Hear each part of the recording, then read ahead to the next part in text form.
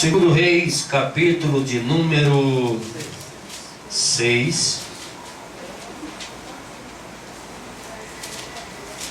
O versículo 1 diz assim: os discípulos dos profetas disseram a Eliseu: como vês, o lugar onde nos reunimos contigo é pequeno demais para nós. Vamos ao Rio Jordão, onde cada um de nós poderá cortar um tronco para construirmos ali um lugar de reuniões. Eliseu disse: podem ir. Então um deles perguntou: não gostarias de ir com os teus servos? Sim, respondeu Eliseu. E foi com eles. Foram ao Jordão e começaram a derrubar árvores. Quando um deles estava cortando um tronco, o ferro do machado caiu na água e ele gritou: ah, meu senhor, era emprestado. O homem de Deus perguntou: onde caiu? Quando o homem lhe mostrou o lugar, Eliseu cortou um galho e o jogou ali, fazendo o ferro flutuar.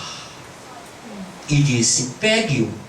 O homem esticou o braço e o pegou. É muito interessante esta passagem bíblica. Muito interessante. Precisava cortar madeira para crescer os cômodos da faculdade de Jericó. E quando lemos Deuteronômio capítulo 19, versículo de número 5, o texto bíblico fala sobre o acidente do ferro do machado.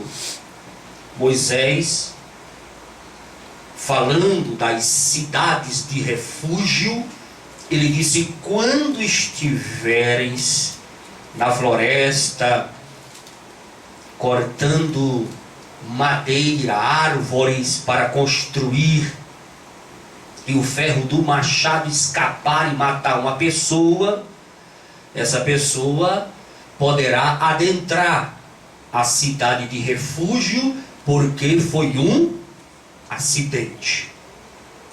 Encontramos também em Êxodo, capítulo 22, versículo 14 e 15, Moisés, o legislador Moisés, falando acerca de animais emprestados ou alugados. E quando Moisés fala sobre animais emprestados ou animais alugados para arar a terra, pessoas que não tinham não tinha animais e precisava arar a terra, ele alugava o animal ou pedia emprestado. Mas quando esse animal alugado, emprestado, surgia um problema, se o animal morresse ou sofresse um acidente, a lei dizia que a pessoa que tomou o animal emprestado ou alugado deveria pagar, restituir ao dono do animal. Se essa lei dos animais emprestados ou alugados servir para os dias de Eliseu, com certeza teria que pagar aquele machado emprestado. Quando nós estudamos a história de Eliseu, nós estamos estudando a história da Era de Bronze. O machado, ele era de bronze. A única coisa que era de ferro era a sua lâmina. E era bastante caro, caríssimo, porque nos dias de Eliseu, na Era de Bronze, o ferro era coisa muito difícil. Muito raro você encontrar o minério ferro. E aquele machado era caro. Os filhos dos profetas, os estudantes da faculdade de Jericó, você sabe que estudante não tem dinheiro. Estudante anda liso, leso e louco. Estudante é um povo que não tem condições financeiras nenhuma de pagar nada. Pelo menos eu conheço estudante assim, a não ser quando é um estudante filho de gente abastado, rico, poderoso. Mas estudante de escola teológica, meu irmão, não tem nem dinheiro para comprar caneta, pede do colega emprestado, livro também não compra, tira xerox e sai estudando com a folha na mão. E aquele pessoal não tinha dinheiro, aquele pessoal vivia pela fé. E se o reitor da faculdade teológica, o doutor, o pastor Eliseu, não estivesse ali, junto com os filhos dos profetas, como iria resgatar aquela peça tão cara e tão rara, o machado? Se não encontra o machado, tinha que restituir ao dono do machado o preço que ele valia. E para todos que estavam ali, a Bíblia não diz quantos alunos estavam ali. Diz que os filhos dos profetas, no plural, poderia estar ali 30, 40, 15, 20, 100, não sei. Você vê que o machado era uma peça tão rara, que só tinha um machado para cortar as árvores, as vigas e acrescentar cômodos, salas de aulas, a igreja, a faculdade de Jericó. Por isso que o machado ele tem que estar bem acunhado. Eu não sei se você sabe o que é acunhar um machado. Quem trabalha na roça, quem já trabalhou, tem a experiência que o machado ele tem um cabo de madeira, e não pode ser um cabo nem curto, nem longo demais. Existe uma medida, quase 90 centímetros ou 80, abaixo do umbigo. E tem a peça que é o machado de ferro, aonde se coloca a cunha, para que ele fique bem acunhado, bem durinho, bem firme, e possa na hora da pancada no pé da árvore, não responder aquela pancada no seu corpo pelo cabo do machado. Tem que estar bem amolado, bem acunhado. Machado desacunhado é perigoso demais. A peça do machado é grande, pesa talvez mais de 1 quilo. E se aquilo ali voar na velocidade e bater na cabeça de alguém, pode matar. Então o machado ele tem que estar bem acunhado, bem firme no cabo. Eclesiastes capítulo 10, versículo 10, diz o seguinte: não deixe o machado ficar cego.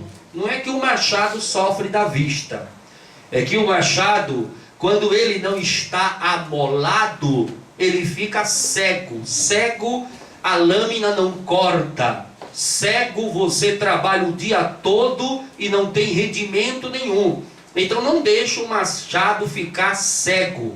Para amolar um machado não é fácil, ele é pesado, ele é de difícil manuseio.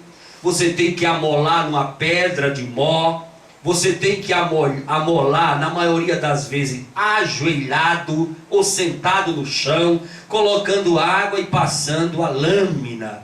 Eu já vi muito meu pai amolando machado para cortar árvores. Já trabalhei muito com meu pai na roça, e você vai amolando, colocando água, passando a lâmina, e com a água na pedra de mó, amolando para ele pegar um corte excelente. Se você trouxer isso para o lado espiritual, a sua ferramenta cristã, ela tem que estar amolada. A ferramenta cristã não pode enferrujar, A ferramenta cristã não pode estar molenga, não pode desacunhar. A ferramenta cristã tem que estar amolada, para que você produza na obra de Deus, para que você corte bastante árvore, para que você faça a casa de Deus crescer, a casa de Deus prosperar. Você tem que amolar a sua ferramenta. Crente preguiçoso não amola a ferramenta. Crente preguiçoso, ele não tem disposição, ele não tem coragem, ele não tem força, ele não tem ânimo. Ele fica só olhando os outros trabalharem. É prova, é prova. Eclesiastes 10:10 diz: não deixe o machado ficar cego.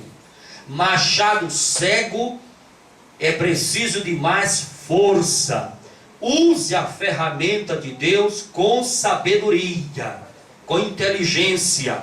Amole a ferramenta que Deus te deu e faça a obra para que ela possa produzir 1 por 100, ou 1 por 200, ou 1 por 300. Se você amolar bastante o seu machado e descer ao Rio Jordão, você vai fazer a obra de Deus crescer. A distância que era da faculdade de Jericó para o Rio Jordão eram de 8 quilômetros. Eles foram a pé, conversando por ali, né? E o profeta Eliseu foi junto com os seus alunos. A escola de profeta estava crescendo. As matrículas aumentaram assustadoramente. A fama do profeta Eliseu crescia. Eliseu ficou muito conhecido. Mas aí, para fazer a obra de Deus crescer, eles tiveram que descer ao Jordão. E quando você procura o significado do nome Jordão, significa o que desce. Jordão significa o que desce. Então toda pessoa que tem coragem de descer, ele desce ao Jordão. Toda pessoa que tem humildade para descer, ele desce ao Jordão. Toda pessoa que tem bom senso, toda pessoa que ama a obra de Deus, toda pessoa que quer fazer a obra de Deus, toda pessoa que quer crescer na obra de Deus, ele desce ao Jordão. Eu já falei aqui que Jesus, quando estava iniciando o seu ministério, quando ele estava para abrir a igreja do Senhor Jesus, ele desceu ao Jordão. Para você fazer a obra de Deus, primeiro você tem que descer. O Rio Jordão, o seu curso é sinuoso.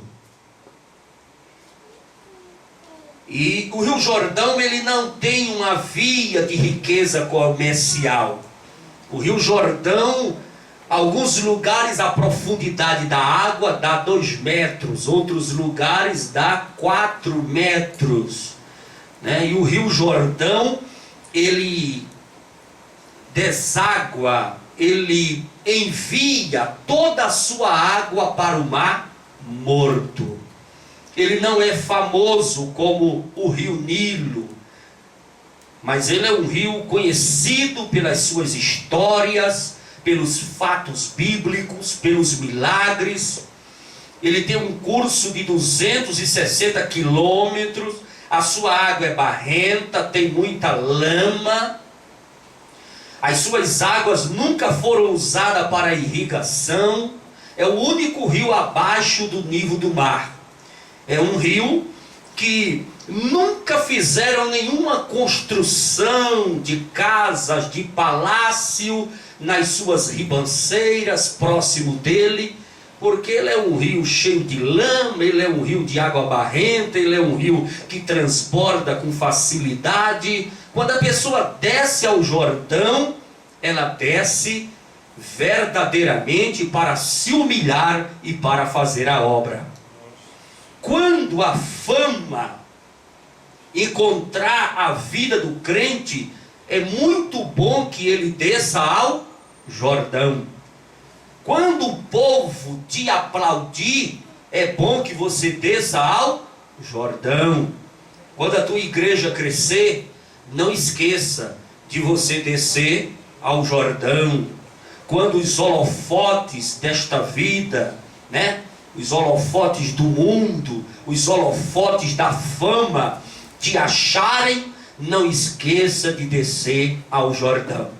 Descer ao Jordão é descer na oração, é descer no jejum, é descer para ler a Bíblia, é descer para ter compromisso, é descer para renovar os pactos, para lembrar do Senhor. Descer ao Jordão é colocar a boca no pó, é descer na humildade, é reconhecer que você não é nada e Deus é tudo. Você não pode e Deus pode tudo. Você não faz, Deus faz tudo. Você não tem nem nada de si.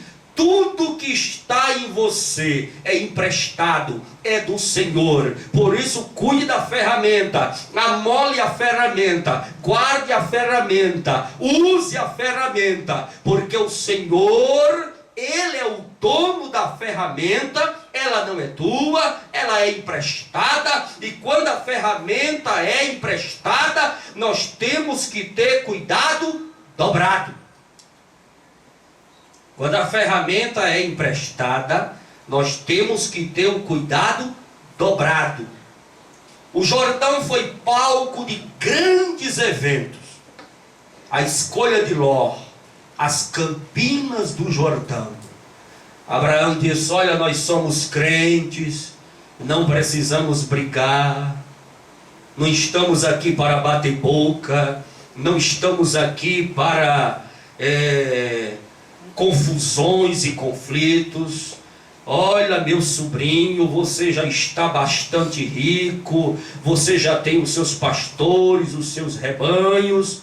Olha, o que você escolher para mim tá bom. Se você escolher a direita, eu vou para a esquerda. Se você escolher a esquerda, eu vou para a direita. Abraão, em outras palavras, estava dizendo para Ló: eu sou crente, eu não quero problema, eu não quero confusão, eu não quero conflito, eu não quero disputa, eu não quero guerra, eu não estou aqui para competir, eu estou aqui para adorar o Senhor, para viver a minha vida em paz. O que você quiser, escolhe aí, só sai de perto de mim, porque junto nós não vamos dar conta de viver.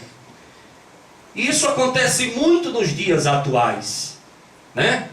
Você é crente, você ama o irmão, você gosta dele, você respeita, você valoriza, mas ele lá na direita e você lá na esquerda, cada um segue o seu caminho. Parece que quando fica junto dá muitos problemas, porque tem pessoas que têm dificuldade de conviver junto.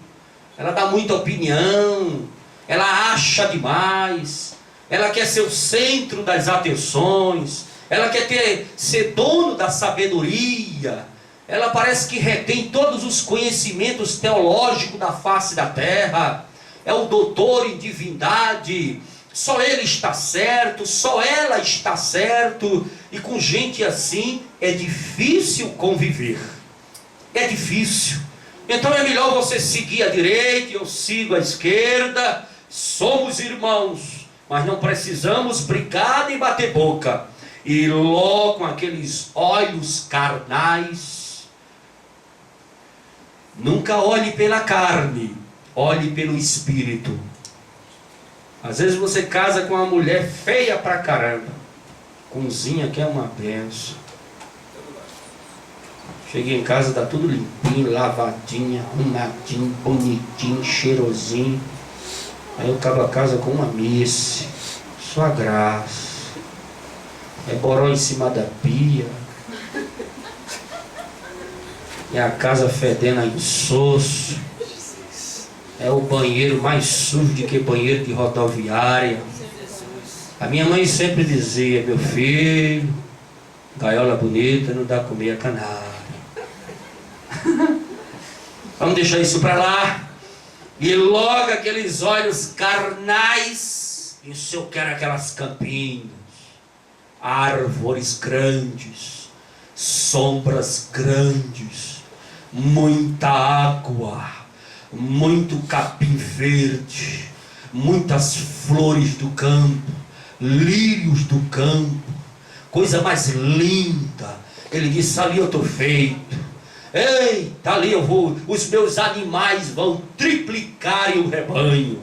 Coisa linda, cachoeira, muito pássaro, muita relva, muito. E Ló disse: é ali, tio, é ali, tio. O senhor vai ficar com o quê? Com um lado de cá? Ele disse: é, meu sobrinho, eu fico com o que você quiser. Olha, não é por nada não, tio, mas o lugar que o senhor está escolhendo, tio, tem gente que tem aquele sorrisinho no canto da boca, né?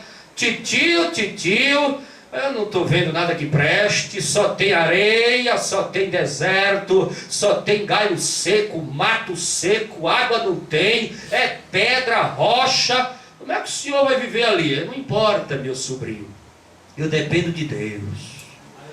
Eu não dependo de campinas, eu não dependo de árvore frutífera, de sombra. Eu não dependo do que você vê. Eu ando pelos olhos da fé. Eu ando pela fé. Eu vivo pela fé. Eu caminho pela fé. Eu vou nos olhos da fé. Pode seguir avante nas campinas que você está escolhendo. Aí o Ló, menino, caiu naquelas campinas e disse: eu estou feito. Daqui uns dias eu vou aparecer para o meu tio Abraão, o dobro, bilionário, muito mais rico do que ele. Velho bobo, rapaz. O velho escolheu um lado da terra que só tem pedra, só tem galho seco, mato seco, pasto não tem, água pior. Como é que esse homem vai viver? Olhos carnais vê o que está por fora, olhos da fé vê o que está por dentro. Nunca escolha as coisas pelos olhos da carne. Que lá na frente o Ló se deu mal, caiu dentro de Sodoma e Gomorra, e a história você conhece. A mulher virou estátua de sal, e por aí vai, a desgraceira toda. Praticou incesto com as filhas, nasceram 2 povos que o diabo pede para os dois. Acho que o diabo fez um curso com esses 2 povos que nasceram de Ló e as suas filhas. E olha, a vida de Ló se tornou uma desgraça, uma miséria, porque escolheu pelos olhos carnais. Escolha as coisas pelos olhos da fé. Mas as campinas do Jordão fizeram parte desta história tão bonita que é a história de Abraão com Ló, que nos traz profundos ensinamentos. Jacó atravessou o Jordão. Engraçado que Jacó, quando ele atravessou o Jordão, ele atravessou com um cajado na mão, correndo do seu irmão, ameaçado de morte, partindo para terras longínquas. Dormiu sobre o relento e fez de pedra os seus travesseiros. Teve sonhos proféticos, anjos subindo escada e descendo. Por isso que eu acredito quando alguém diz: se não existir uma porta nesta parede, Deus vai mandar um anjo pedreiro abrir uma porta para você e vai dar a sua vitória. Claro, anjo sobe escada, pinta a casa, conserta eletrodoméstico, anjo faz proeza, anjo está para ministrar sobre a vida dos crentes. Quando nós olhamos o Jordão na história de Ló, a gente encontra o Jordão como lugar de escolha. Ali Ló e Abraão estavam escolhendo se seguia para a direita ou para a esquerda. Então o Jordão é um lugar de escolhas. Se você quiser escolher alguma coisa, desça ao Jordão. E agora, olhando para a história de Jacó, você encontra o Jordão apresentando lugar de mudança de vida. Aquele homem passou pobre, ameaçado de morte, corrido do irmão, deixando pai e mãe para uma terra que não conhecia, passando sede, fome, necessidade. Ele não sabia o que encontrar pela frente, fazendo pacto e promessas pelo caminho, com medo, assombrado, com um cajado na mão, ele atravessou o Jordão. Mas leia a biografia de Jacó, quando ele volta, alguns anos mais tarde, ele estava mudado. O Jordão é lugar de mudança de vida. Ele voltou rico, ele voltou cheio de mulheres, ele voltou cheio de filhos, ele voltou cheio de rebanhos.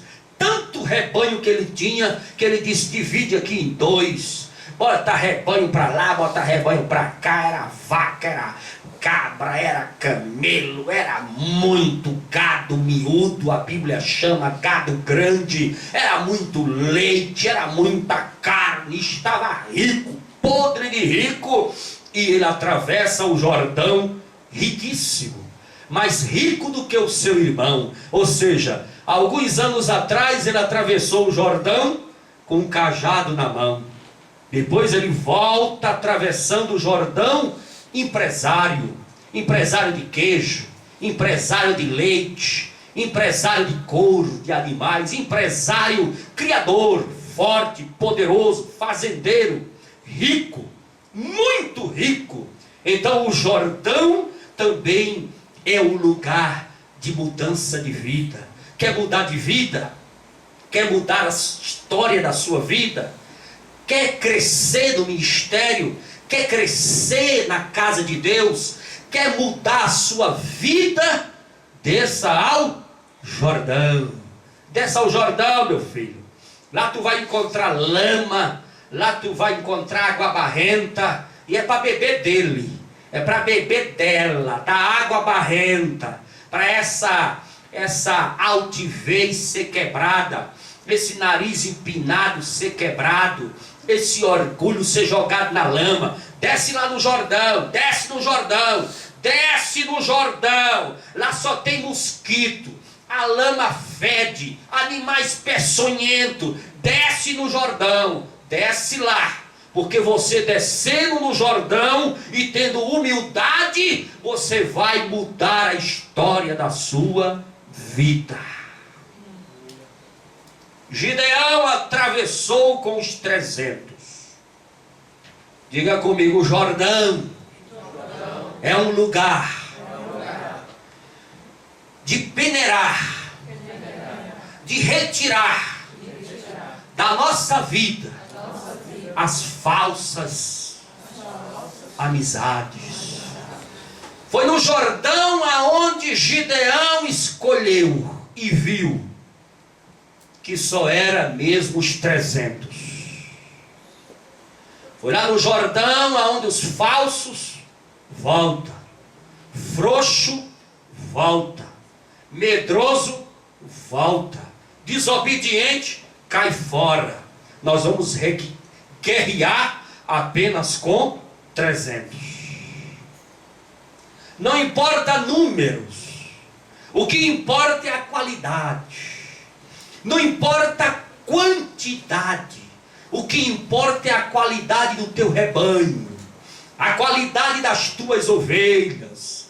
O que importa é as ovelhas serem fiéis, obedientes, não ter hipocrisia, não ser ovelhas frouxas, que quando surge uma guerra, surge uma batalha, sai correndo, tudo gritando com a mão na cabeça e deixa o pastor sozinho. Ovelha tem que ter coragem, ovelha tem que ser soldado valente, soldado de valor. Quando eu falo de ovelha de coragem, quando eu falo de ovelha de valor, eu lembro na armadura de Deus, constituída e falada pela Bíblia: capacete da salvação, couraça da justiça.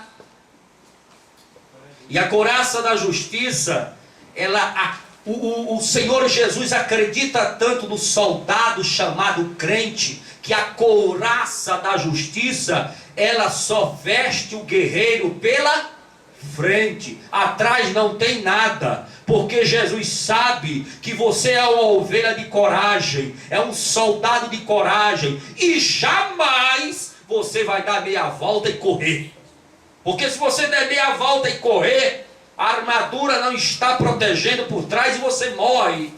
Deus acredita que você é um soldado de valor. Então, quando você atravessa o Jordão, você também seleciona as suas amizades. Gideão olhou para Deus e disse: Deus, como vou vencer esta guerra? Você vai vencer a guerra porque se eu deixar os frouxos no meio de guerreiro corajoso, vão atrapalhar.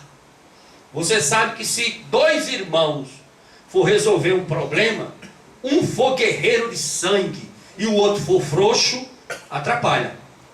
Tem que ser tudo guerreiro, tem que ser tudo corajoso. Deus fez uma peneirada, uma peneira, passou o povo que estava com Gideão na peneira grossa, na peneira média e na peneira fina, e só deixou 300 verdadeiros, 300 corajosos, 300 obedientes, 300.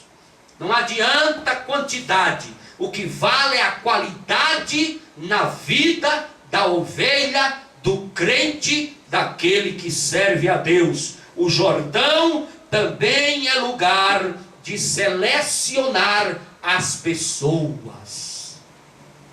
Tem alguém que está do teu lado, que é teu vizinho, que anda com você, que conversa com você, que está com você, mas se você descer ao Jordão, ele se revela quem ele é.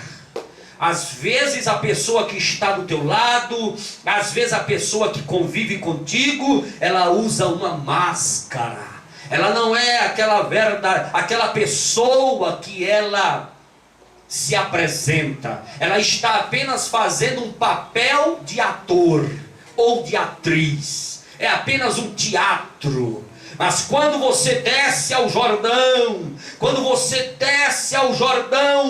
para conversar com Deus, para se comunicar com o Senhor, aí as máscaras começam a cair. Davi, perseguido pelo filho Absalão, também atravessou o Jordão. Diga comigo: perseguido pelos de dentro de casa.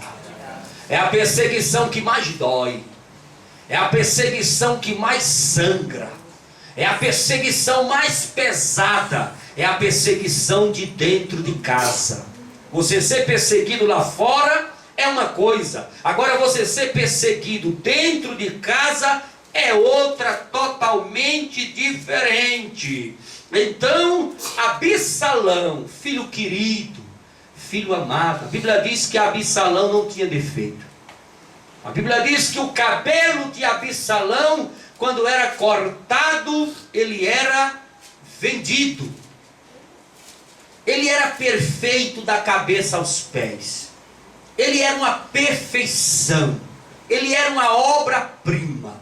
Ele não tinha defeito. Ele não tinha falhas. Absalão.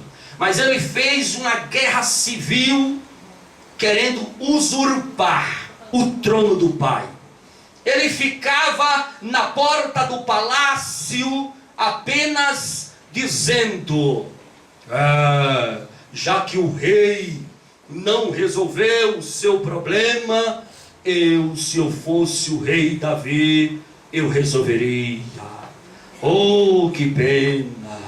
Ele queria conquistar o povo através de uma falsidade, de uma traição, pregando para o povo, dizendo que o Davi, o seu pai, não sabia reinar, mas se ele estivesse no trono, ele ia resolver o problema de todo mundo, solucionar o problema de todo mundo. Ainda hoje você encontra Absalão dentro da igreja. Eu já conheci muitos Absalões. E fica lá fora, gosta muito de vigiar carro. Estou vigiando o carro aqui, aí junta aquela patota de 5, 6 e começa, tome lenha nas costas do pastor. Ah, se eu fosse o pastor, eu não fazia assim, mas completamente errado, não sabe pastorear, isso é um menino, está fazendo coisa errada, isso não sabe pastorear, bom é o pastor fulano, o pastor ciclano. E Absalão começa a pregar um evangelho satânico, maldito, de rebeldia, lá no estacionamento dos carros. E depois esse evangelho maldito chega na porta da igreja, daqui a pouco está em cima do púlpito. Uma vez aconteceu comigo uma coisa que eu lembro até hoje. Eu pastoreei uma igreja aqui em Brasília, e uma irmã ligou para mim de manhãzinha, ela falou para mim assim: Pastor Jamacê, eu era o primeiro vice-presidente do campo. Ela ligou para mim e disse: Meu presidente, a paz do Senhor. Você quando vê muito elogio, hein? Presidente, bom dia, está tudo bem com o Senhor? Eu digo: está tudo bem. Já tomou café ungido do Senhor? Eu digo: não, senhora. Eu estou levando aí na sua casa um bolinho daquele que nordestino jamais rejeita. Bolo de quê? Mandioca, macaxeira, aipim, como você quiser chamar. E estou levando também um queijinho. Eu digo: traga, que o nordestino agradece. E daqui a pouco chegou a irmã com aquele bolo lindo, com queijinho. E eu comecei a fazer o café e ela sentou. Daqui a pouco bateu uma irmã. Eu estava passando por ali. Isso é o código, a senha da panela. Eu estava passando por ali e vi que a irmã estava adentrando a casa do ungido. E também sabia que a irmã ia trazer alguma coisa para o presidente comer. Eu também aproveitei e trouxe uns bolinhos. Eu digo: sente aí, minha irmã, vamos fazer um café, daqui a pouco outra. Eu digo: Pai do céu, isso vai dar o quê, hein? Legião. E tava lá umas 6, cada uma trouxe uma sacolinha, um cafezinho. E eu fiz o café, eu gosto muito de fazer café e faço bem, tá? E as irmãs: pastor, nós estamos com um problema muito sério.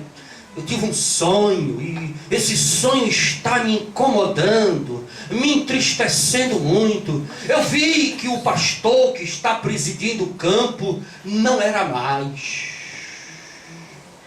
E vi que o Senhor estava com um cajado na mão.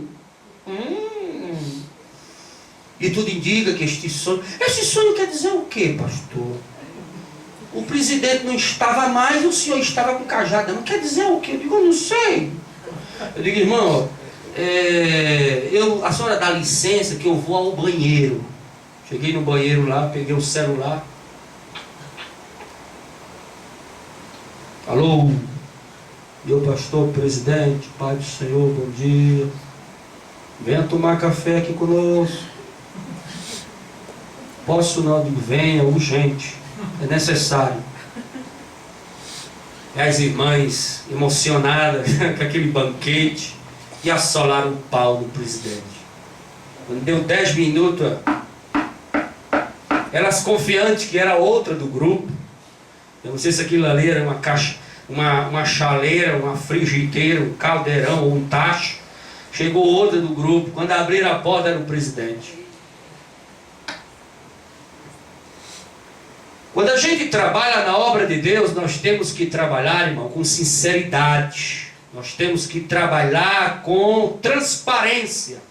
Não precisamos estar falando mal de vida de seu ninguém, nem desejando a cadeira de seu ninguém. Porque esse ministério de Absalão de estar falando mal de pastor, mal de liderança, mal disso, mal daquilo, só termina na lama. E muitos terminam dentro de caixão, com câncer, em hospital. Isso não é coisa boa. Aquelas irmãs estavam ali para fazer uma rebelião. E eram as irmãs da CIB. Uma delas era uma das presidentes da CIB. E eu falei com o pastor presidente, ó, estão falando mal do senhor, assim, assim, assim. E naquele momento elas se retrataram, pediram perdão, choraram e o mal ali acabou. Se eu tivesse levado aquilo adiante, a minha casa não é covil de panela.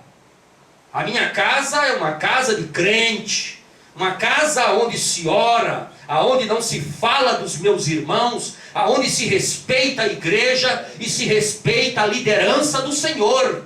Eu jamais vou deixar dentro da minha casa acontecer panelas, acontecer reuniões frias, falando mal da vida da liderança de A, de B, disso, daquilo. Isso é um perigo. Você está procurando a sua morte espiritual. E o ministério de Absalão era falar mal do próprio pai. E quando Davi atravessou o Jordão, ele percebeu que estava sendo perseguido pelos próprios de dentro de casa. Se você descer ao Jordão, você vai perceber que dentro de casa tem alguém que não te aprova, que não te aceita e que pode estar até fazendo um levante contra você. Às vezes dentro da igreja, dentro de casa é dentro da igreja, porque nós somos uma família espiritual. Às vezes dentro da igreja tem gente que está planejando, arquitetando, puxar o teu tapete. Por isso desce ao Jordão. Desce ao Jordão. Se você estiver de joelho, se você estiver com a boca no pó, se você estiver orando, se você estiver com compromisso, se você estiver com aliança, se você estiver crente, se você estiver na presença do Senhor, todo levante vai cair por terra. Diga amém. Amém. Israel também atravessou o Jordão. O Jordão foi palco de muitas histórias bíblicas, milagres, coisas lindas que aconteceram ali. Certa vez, no Jordão, as águas foram tocadas pelos pés dos sacerdotes e houve grandes ondas. O Jordão milagrosamente já fez ondas. Está na Bíblia. Quando o poder de Deus cai, tudo se transforma e milagres acontecem. O Jordão já fez grandes ondas. Elias passou a seco no Jordão. Eliseu passou a seco no Jordão. Naamã, o general, o poderoso, o ricaço, mergulhou 7 vezes no Jordão. 7. Como ele era muito orgulhoso e ele queria mergulhar lá nos rios, Abana, Farfá, rios de águas cristalinas, o profeta falou para ele: só fica curado se quebrar esse orgulho. A lepra de Naamã era uma lepra patológica, tudo bem, mas era mais orgulho, nariz empinado. E para quebrar o nariz empinado, o orgulho, a altivez, ele teve que mergulhar naquela água barrenta, naquela água suja, naquela água amarela, naquela água cheia de lama. Ele mergulhou ali 7 vezes. E a Bíblia diz que quando ele levantou na 7ª vez, a sua pele era como a pele de uma criança. Se você tem coragem de descer ao Jordão, o teu ministério vai frutificar, a tua casa vai frutificar, a tua vitória vai acontecer. Desce ao Jordão. João Batista batizou no Jordão. Jesus foi batizado no Jordão. O Egito simboliza a escravidão do mundo. O Mar Vermelho, a nossa libertação. O deserto, a nossa peregrinação. E o Jordão? O Jordão significa a passagem desta vida para a eternidade, a rumo a Canaã celestial. É no Jordão que reconhecemos que somos pó. É no Jordão que reconhecemos que não somos nada. É no Jordão que reconhecemos que nada é meu. A ferramenta é emprestada. É no Jordão que reconhecemos que toda glória, toda honra, todo poder tem que ser direcionada ao Senhor Jesus, que é o dono da obra. Uma vez eu dirigi uma igreja que ela tinha uma irmã lá.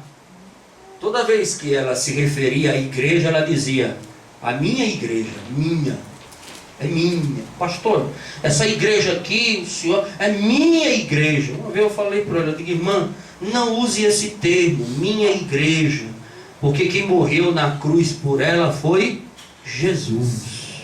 Ela é do Senhor Jesus. Ela é do Senhor Jesus. Desceram ao Jordão para cortar árvores, e a ferramenta era emprestada. Quando o crente deseja fazer a obra de Deus, preste atenção nisso. Quando o crente deseja fazer a obra de Deus, ele precisa ser capacitado. Ele precisa receber revestimento. Ele precisa receber poder. Porque naturalmente, na carne, fazer a obra de Deus é complicado. Então, se você deseja fazer a obra de Deus, se você almeja fazer a obra de Deus, busque os dons espirituais. 1 Coríntios capítulo 12, versículo 7. A cada crente é dado a manifestação do Espírito Santo. O grego chama de fanerosis, tornar visível a manifestação do Espírito Santo na tua vida. Você tem o machado, você tem a ferramenta, mas essa ferramenta precisa receber alguns adereços, um cabo especial, uma molada especial, um banho de um óleo para a cabeça do machado não enferrujar, uma cunha diferente que ele nunca venha desacunhar. Se o machado é a ferramenta que Deus te deu e está na tua mão, você precisa de outras coisas acrescentadas para fazer a obra de Deus numa profundidade maior, para fazer a obra de Deus numa visão macro, para fazer a obra de Deus que ela venha ter uma produção gigantesca, para fazer a obra de Deus com mais inteligência, com mais capacidade. No dia que Jesus ressuscitou dentre os mortos, Jesus foi assunto aos céus e falou para os seus discípulos, dizendo: eu enviarei outro Consolador.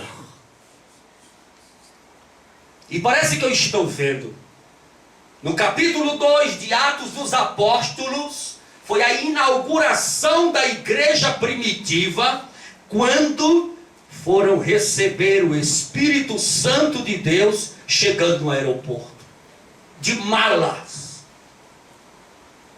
Mas eu tenho certeza que quando o Espírito Santo estava ainda lá em cima, recebendo as ordenanças e tendo uma reunião com o Senhor Jesus Cristo, o Pai, Jesus e o Espírito Santo, marcaram uma reunião. E nesta reunião, Jesus explicou tudo o que desejava que a sua noiva recebesse. E eu tenho certeza que quando o Espírito Santo Eu posso fazer as minhas analogias loucas, mas interessantes. Quando o Espírito Santo ia saindo, Jesus disse: oi, volta aqui, leva esta mala. E dentro desta mala tem 9 presentes. Esses presentes que você vai levar, você vai distribuir para a minha igreja. O Espírito Santo: como assim, Senhor? Como assim, noivo? Como assim, herdeiro do trono? Como assim, aquele que esmaga a cabeça da serpente? Aquele que morreu na cruz? Como assim, rosa de Saron? Lírio dos vales? Como assim? Ele disse: você não vai pegar esses 9 presentes que está dentro da mala e dar assim, sem esforço, sem busca. Não é assim. Você vai pegar os 9 presentes, derramar no fundo, nas profundezas do mar, do oceano do Espírito, e aquele que tiver coragem para mergulhar nas águas do Espírito, ele vai conseguir pegar. Tem pessoas que congregam na igreja há mais de 20 anos, até hoje só molhou os artelhos, sente o presente, os 9 no peito do pé, no fundo do mar, do oceano, do Espírito, mas não tem coragem de pegar. Ele sente, mas não o possui. Tem outros que tem água na cintura, até já deu uma agachadinha assim, pegou e soltou porque tem medo de mergulhar nas águas do Espírito.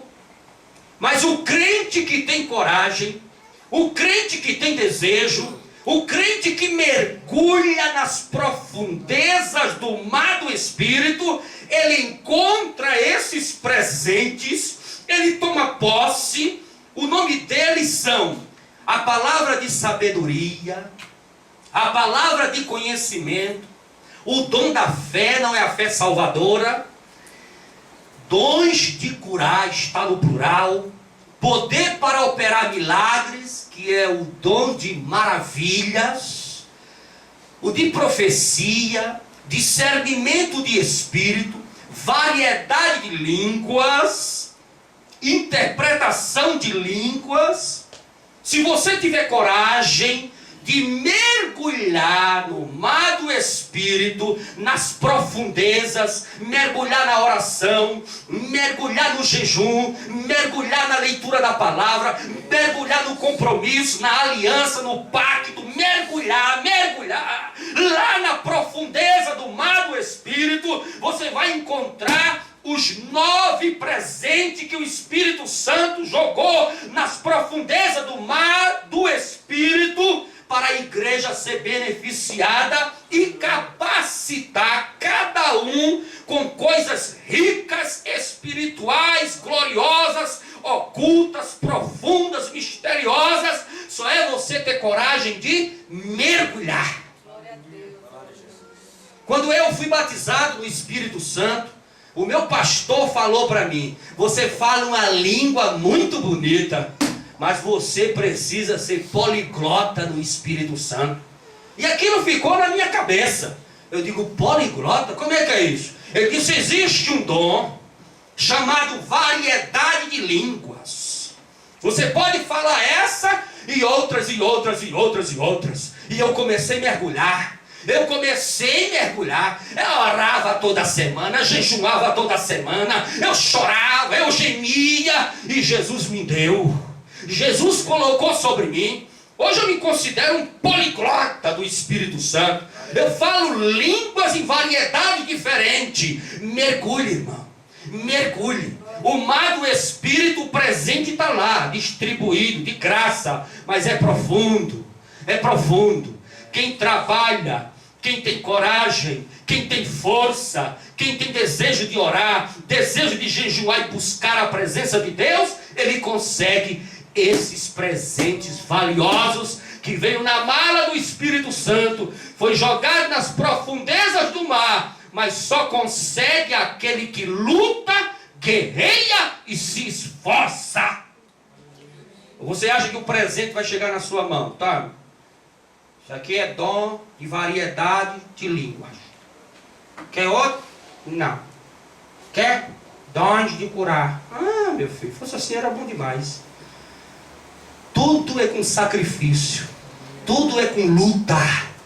Tudo é para quem tem coragem de mergulhar nas profundezas do mar do Espírito. Tem gente que tem um machado, só machado. Tem outros que tem um machado especial. Um machado que não corta só árvore, corta até coluna de concreto. Um machado que corta todo tipo. Corta plástico, corta madeira, corta concreto, corta todo tipo que colocar na frente. Porque esse machado está capacitado pelos dons espirituais jogados nas profundezas do oceano. Vamos ficar em pé e fazer uma oração. Lembre-se que a ferramenta é emprestada.